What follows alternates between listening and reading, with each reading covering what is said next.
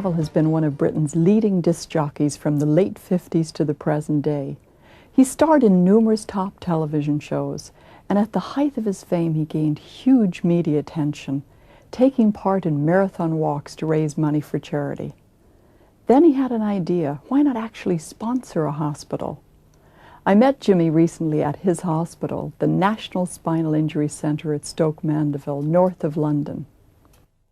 First of all, Jimmy, I had to talk about what happened to me when I went to visit you in Stoke Mandeville. Yes, we captured you. Oh, you did. We you absolutely captured me. Because we diagnosed immediately that you may just have some discomfort at the top of your spine. You confessed. I went in holding my head. You did indeed, and we diagnosed it instantly. That's right. See, I'm one of the leading medical practitioners in the world because I know a doctor. Yeah. So if you know a doctor, that makes you a doctor. It does, it does. Right. You learn all of their techniques. Did we or did we not make you feel better? You did. Thank you very much definitely indeed. Did. I have to tell the audience what happened to me. Really? Because you put me into this machine and x-rayed me. I had a whiplash. We didn't x-ray you. It's called a magnetic resonance imager. That's and it's right. different to x-ray because it's not dangerous at all. Oh, that was fantastic. We wouldn't have put you under any danger at all. I just wanted to see if the inside was as beautiful as the outside. Oh, that's very nice of you, Jim. Don't mention it. Carry on talking for a long time. I'm going to light this up. Yeah, I should call you Sir Jimmy. No. Because you've been No, my name's Jimmy. Well, I'll call you Jimmy then. Okay. So I was very impressed, you know, when I was there. I was impressed with what's happening at Stoke Mandeville. To see these children, it seems like it's mainly children that are in these wheelchairs. No, our average age group at the hospital is 18. Is that right? Because young people damage themselves more than adults do. So we are filled with a hospital full of robust, if inconvenienced, young people, and we keep them metaphorically on their toes, and they keep us literally on our toes, because every day's a party, every night an excuse for a hoolie of some sort or other, and they don't call it a hospital, they call it the Jimmy Savile Country Club. Yeah, it really doesn't have the appearance of a hospital. No. It's a very comfortable place when you get in there. And I was impressed with all of the kids around is it a karaoke machine? Is that what it's That's right, all of the karaoke. We have every possible thing for good times, because you see our patients there are not poorly. To be poorly, you need to have a pain, you need to go to a doctor who passes you on to a specialist, who refers you to a hospital, and they'll say, come in on Thursday and bring this with you and that. So psychologically, you are poorly as you go through the door. My patients come in horse riding strip, rugby trip, swimming trunks, anything where they've had their accident, and they are not quite sure what's happening, but when they come to their senses and they see me hovering over them saying, hello, how are you? They go, oh, I know where I am now. And that's the start of a 7-month relationship where we grow to be a family. So our whole hospital is geared up for obviously curing, but obviously accommodating. Because in 7 months you'll have an Easter or a Christmas or a birthday or a celebration of some sort, so everybody shares in everybody else's celebrations. And then I named the wards after saints, you see, and so every Saint's Day the ward has a party, and then we have we'll say it's a Jewish feast day today, and they say, good, let's have a party, or they'll say it's a Muslim feast day, oh good, we'll have a party.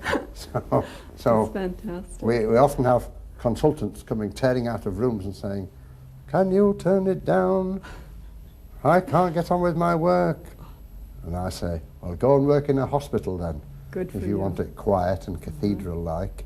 You come here, you stand the heat of the kitchen. That's right. I think that's the great thing about it. Twice a year at my hospital we have what we call a children's week. And all our younger patients, the little ones, we bring them back for a week's partying. Right. They look forward to it like it's a holiday. We bring them back, and people say, what a nice thing to bring them back so that you can examine them in bulk. And we say, wrong. We bring them back because in the intervening period of 8 or 9 months, they've learned to do certain things better than we taught them. They found another way of doing things. Like they found another way of transferring themselves. Or they found another way of doing this or that. So we learn from them. Oh, that's wonderful. That's really They don't learn from us. I think you always do, though, when you're talking. Well, yes, but nobody does it consciously. Nobody learn. We bring them back so that we can observe them for a whole week, and we watch them transfer themselves into bed. We watch them transfer themselves onto the toilet. We watch them do all sorts of things. We watch the way that they eat. Whatever. And they, because of their purity of action, find much better ways of doing things than we could ever conceive.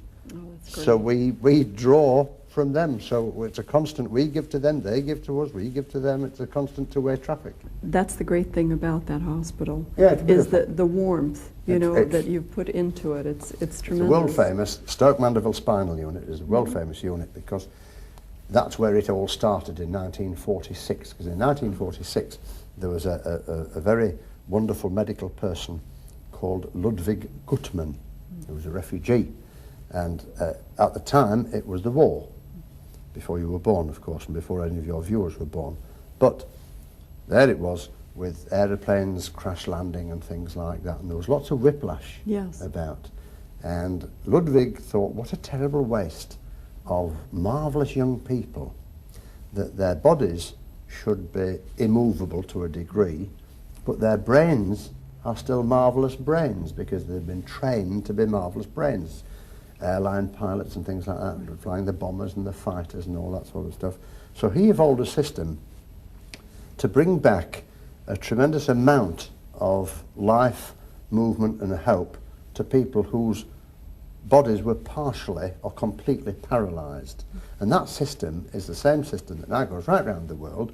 And if you go to the Tel Hashomer Hospital in Tel Aviv, for instance, you'll see a big round plaque in the entrance in honour of Stoke Mandeville Spinal Centre. If you cross the cultural divide and the political divide over in Egypt, you'll find the spinal centre there in honour of Stoke Mandeville Hospital. And also right round the world. We're negotiating at the moment to build one in Greece, India and Glasgow, I think. That's so fantastic. It's all a bit really of fun. Is. Gives you something to do. Well, it's fantastic. And just to see the way those young people are, that really impressed me, because they're not down at all. They're very happy, and they seem very contented. Well, they are. They're at home with each other, you know. They've learned to realise the fact that they have a different life to the one that they had before. Yes. Now, we find something that I've christened the arrogance of the able-bodied.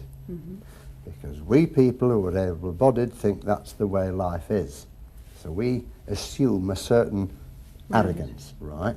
Now, we therefore presume that people with a disability are not complete, which is not true. No. Because people with a disability just happen to have a disability. They're exactly the same as anybody else. Right. It's just that the arrogance of the able-bodied, it's an innocent arrogance. But we had a patient in who went to as part of his rehabilitation, learned to throw a javelin. And so he went to the Paraplegic Olympics in Arnhem, when they held them in Arnhem, in Holland, and he got a silver medal. So he brought the medal back. Now, we're a very hard hospital. We're very tough people, understand? We grump and carry on. And somebody said to him, "Ooh, if you've got that sitting down in his wheelchair, just imagine what you would have got standing up." Oh, no. Now, this lad thought for a moment and he said, "If you offered me my legs back, I wouldn't have them." And we all went, "Give over." I said, wait. I said, "Listen, my legs never did me a favour. When I had my legs, I had no job, no future, no hope. But the dreadful thing was, I didn't know the difference in between what was important and what wasn't important. Right. I had my accident and I finished up here with you, Shower, and if nothing else, I've learnt what's important.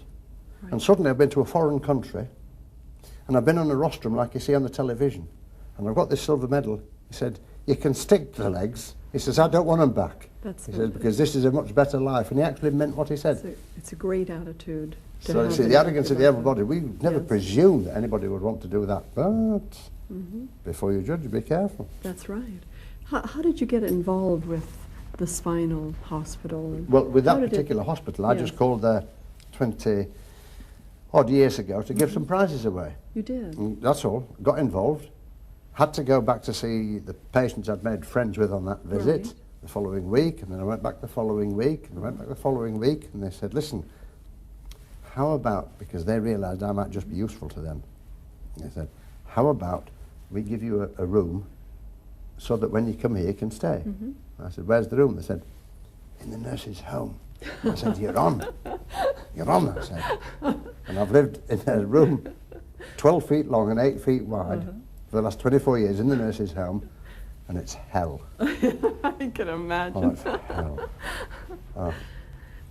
Jimmy, when when you were a child, did you ever when you were little, when you were a child, did you ever think that you'd end up being the person you are? Well, naturally not, because when you're a child, you never think anything, do you? But did you want to be a great actor or a great Not television really. personality? When I was a child, I was the youngest of a big family of 7. Right. When you are the youngest of a family of 7, and if you don't have any money in the family, you finish up with a closed mouth, because nobody listens to you anyway, big eyes, because you want to watch everything, because there's plenty going on, and big ears, because you want to hear everything. So the first 110 years of my life, of family life, it was a case of watch, watch, listen, listen, listen. And if I said anything, nobody listened anyway, so there's no point in talking. So all I was human blotting paper, and I absorbed what I saw and what I heard. And when I had to start on the survival kick of my own, then that influenced me to go down the road. For instance, young people speak to me and they say, I would like to get on. And I say, what sort of getting on do you mean? Do you mean academic getting on? If so, study. Or do you mean getting on in life for things like, a nice house or a car? And some of them will say, oh, I want to get on and I want to have a Dallas-type life. And I say, okay, go into a business where the man at the end of the tube drives about in a Rolls Royce. Because all you've got to do is work your way up the tube. When you come out the other end, you should have a Rolls Royce. But if you go into a business where the man at the other end may be, with all due respect, a professor who lives in a semi, that's all you can reach along that road, because the top man lives in a semi-detached property. So you take your choice. Now, I was standing at a bus stop one day waiting to go down the coal mine, because I started off life working down the pit. And it was about 5 o'clock in the morning, and it was raining, and there was about half a dozen of us, and coal miners in the morning never talk to each other. They just stand huddled against this dreadfully hard life, which is the only one they've got. Really, it's the only one they know in a lot of cases. And opposite me, up at these traffic lights where I was waiting for the bus, came a black Rolls Royce, driven by a young guy who was not much older than me. And he'd obviously been to a party, because he had a white silk scarf, an evening dress, and the black tie was open, and he stopped at the traffic lights and he looked across like that, and we looked at him, and I was filled with a great joy, because I thought that life exists somewhere, and it's only about 24 feet in between me and that. So if I can't make that 24 feet, then I should be junked.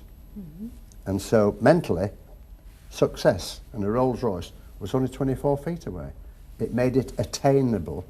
And when I bought my first Rolls Royce, I thought, well, it didn't take too long to travel the 24 feet, did it? When you were younger, was there one person in your family that really believed in you and pushed you? No. No, all my Really? family were nice, normal, and skint. Nice, normal, and penniless. I'm called what I call a not again child, because the last of a big family, when the mother says to the neighbours that she is yet again with child, they all say, not again. I know. So I'm a not again child. Right. You see, 'cause I was the last one. The other thing that sort of fascinated me, I watched your show, Jimll Fix It. Yes. Was that your idea, the show? Yes. It was. Yes. How did you come up with that idea? Well, I was walking down the corridor, this time at the BBC, Right. and a man said, "Hey, you've been fixing things for people all your life, why don't we put pictures to it and make a show?" And I said, "Yes, all right, we'll call it Jimll Fix It." And he said, "Okay." And we just passed like that. And that's how you did And it? that was it. And My it's God. now run for 18 years, and it's been #1 in its ratings for Right. 18 years, and we are well on the way for our 19th year, which starts at Christmas as we speak. Do you have a philosophy about life yourself that you believe I in? suppose I must have by now, but I wouldn't go around beating a drum and saying this is my philosophy, because I would have to be expertly questioned by somebody like yourself, so that you could winkle out with your sharp rapier tongue all the secrets that lurk in this philosophy of mine. But you don't have a theory, because No. I remember we were talking and you said after you had your first million, right, you decided that's all you would ever need and everything else. Yeah, I well, thought that was very interesting. So if you ask me that particular Yeah. question, yes indeed. Yeah.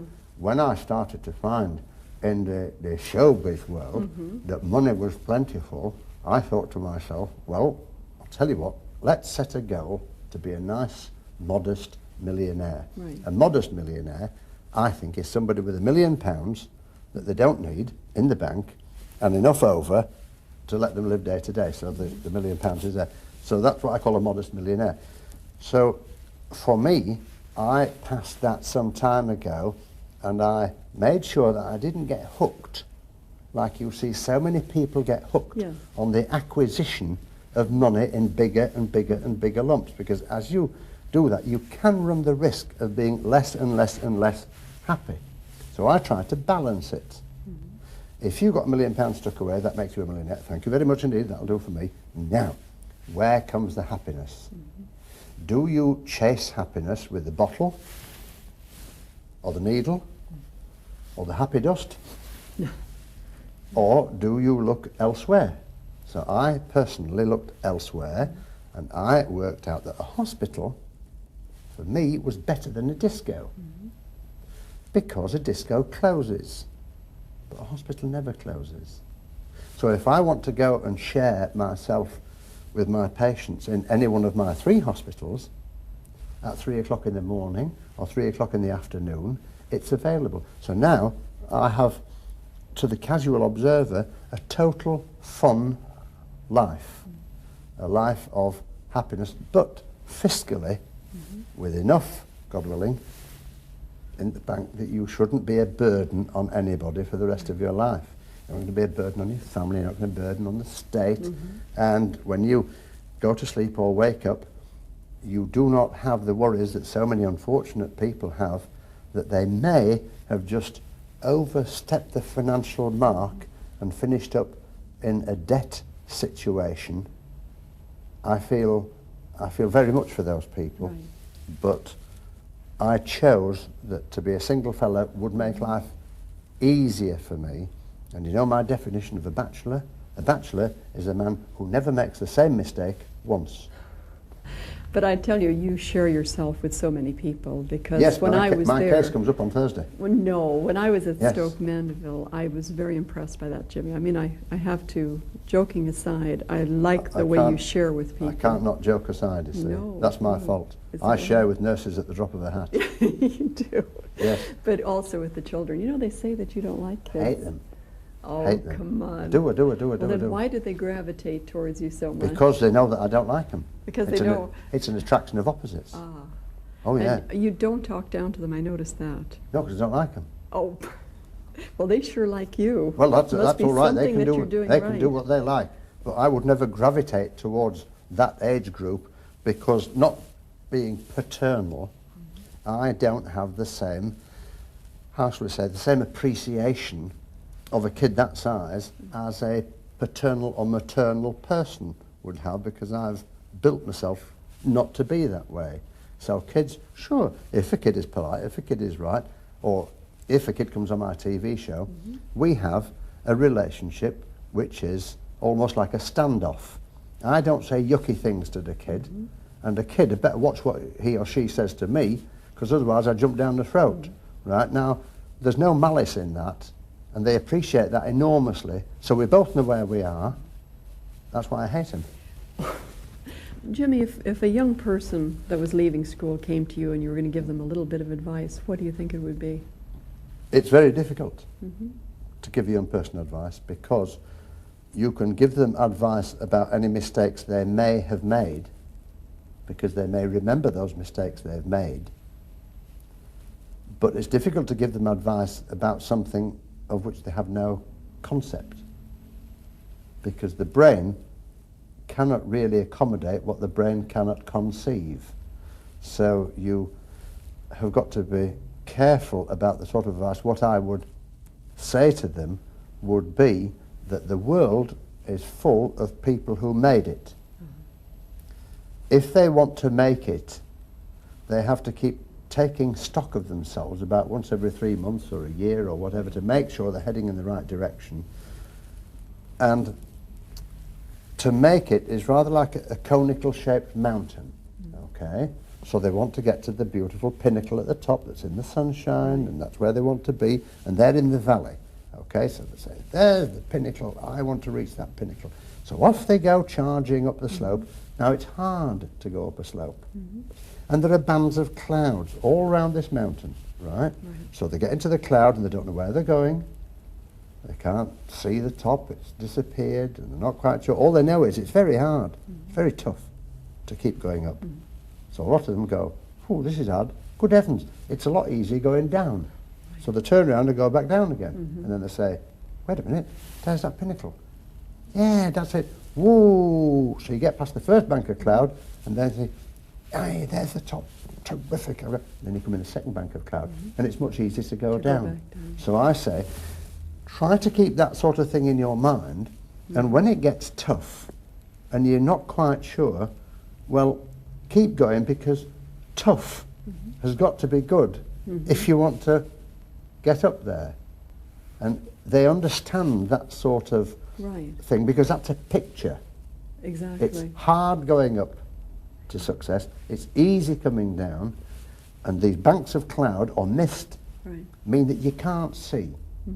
So it's that sort of thing that I tell them, as against specific items which you can't tell them because they haven't got there yet. You can't put a 40-year-old head on 20-year-old shoulders. When I started to build the spinal centre, it was a one-man band type situation, and we started the concept of it, got the £10 million, which in 1981 was a lot of money, and built it all in 21 months, which was the fastest building ever to be built, and the only public building to come out under cost. I brought it out under cost. And somebody said to me, I think it was Prince of Wales, he said, you must be very pleased with all this. And I said, no, the right word is relieved. I was relieved. That it was done. Woo! We've done it. Woo! But that's so it was relief, not being pleased. What are your future goals? Any to wake up tomorrow, that's my only goal. That's it. What about for television, entertainment, business? Got it all. Future got goals? all the number one awards. You feel good about In fact, in being a disc jockey, which I quite like, because it's great fun, I won that many number one awards from one of the newspapers that was giving them away, that they decided that they would buy a clock. And they put a plaque on the clock and engraved each year that I won the next number one, instead of buying me something every year. For the because I said, I've got enough plaques, I've got enough table lighters, I've got enough. I said, buy a clock and stick a plaque on. And he used to give them the clock back, and he used to say, 1979. And then the engraver got 1980. Well, and there's 11 years on the clock. That's pretty nice, I would So think. you've got all the number ones. All I want to do really, God willing, is wake up tomorrow morning. Well, I want to thank you for being with me and being my guest on Ahead of Our Times. I think you're really ahead of your time. Hey? Yes. Right, I mean I look old? No, all right, then. No, I don't mean you look old. I mean you're ahead of your time. Oh, I'm ahead of what my you've time. achieved, really. Well, it's always a great honour and a pleasure to sit opposite a beautiful lady, because I realised what I've been missing in life. Oh, thank you, Jimmy. Sir Jimmy, I should say. We should use your full title. Why? Because you're knighted. But I've got 3 knighthoods. You do? I've got 3. Oh. I got 1 from the Queen of England, 1 from the Pope, and 1 from the Eldred of Malta. Wow. So I say to all my nurses, am I your first 3 times a nighter? We keep people in mind, and that's what matters. We keep people in mind, and that's what matters. We keep people.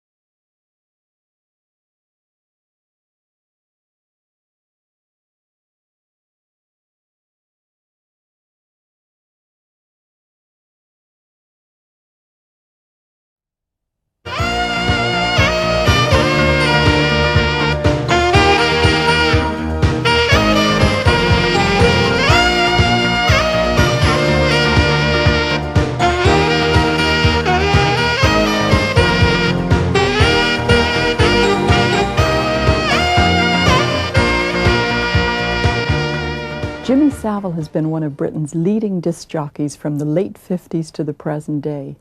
He starred in numerous top television shows, and at the height of his fame... I have to tell the audience what happened to me. Really? Because you put me into this machine and x-rayed me. I had a whiplash. We didn't x-ray you. It's called a magnetic resonance imager. That's and it's right. different to x-ray because it's not dangerous at all. Oh, that was fantastic. We wouldn't have put you under any danger at No. all. I just wanted to see if the inside was as beautiful as the outside. Oh, that's very nice of you, Jim. Don't mention it. Carry on talking for a long time. I'm going to light this up. Yeah, I should call you Sir Jimmy. No. Because you've been No, my name's Jimmy. Well, I'll call you Jimmy then. Okay. So I was very impressed, you know, when I was there. I was impressed with what's happening at Stoke Mandeville. To see these children, it seems like it's mainly children that are in these wheelchairs. No, our average age group at the hospital is 18. Is that right? Because young people damage themselves more than adults do. Hospital, and they'll say, come in on Thursday and bring this with you and that. So psychologically, you are poorly as you go through the door. My patients come in horse riding strip, rugby trip, swimming trunks, anything where they've had their accident and they are not quite sure what's happening, but when they come to their senses and they see me hovering over them saying, hello, how are you? They go, oh, I know where I am now. And that's the start of a 7-month relationship where we grow to be a family. Right. So our whole hospital is geared up for obviously curing, but obviously accommodating. Because in 7 months you'll have an Easter or a Christmas or a birthday or a celebration of some sort, so everybody shares in everybody else's celebrations. And then we have... Fame, he gained huge media attention, taking part in marathon walks to raise money for charity. Then he had an idea, why not actually sponsor a hospital? I met Jimmy recently at his hospital, the National Spinal Injury Centre at Stoke Mandeville, north of London. First of all, Jimmy, I had to talk about what happened to me when I went to visit you in Stoke Mandeville. Yes, we captured you. Oh, you did. We you absolutely captured me. Because we diagnosed immediately that you may just have some discomfort at the top of your spine. And you confessed. I went in holding my head. You did indeed.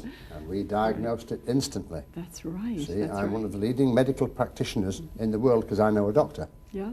If you know a doctor, that makes you a doctor. It does, it does. Right. You learn all of their techniques. Did we or did we not make you feel better? You did. Thank you very much definitely indeed. Did. So we are filled with a hospital full of robust, if inconvenienced, young people, and we keep them metaphorically on their toes, and they keep us literally on our toes, because every day is a party, every night an excuse for a hoolie of some sort or other, and they don't call it a hospital, they call it the Jimmy Savile Country Club. Yeah, it really doesn't have the appearance of a hospital. No. It's a very comfortable place when you get in there. And I really was impressed with all of the kids around the is it a karaoke machine? Is that what it's That's right, all of the Yes. karaoke. We have every possible thing for good times, because you see our patients there are not poorly. To be poorly, you need to have a pain, you need to go to a doctor who passes you on to a specialist, who refers you to a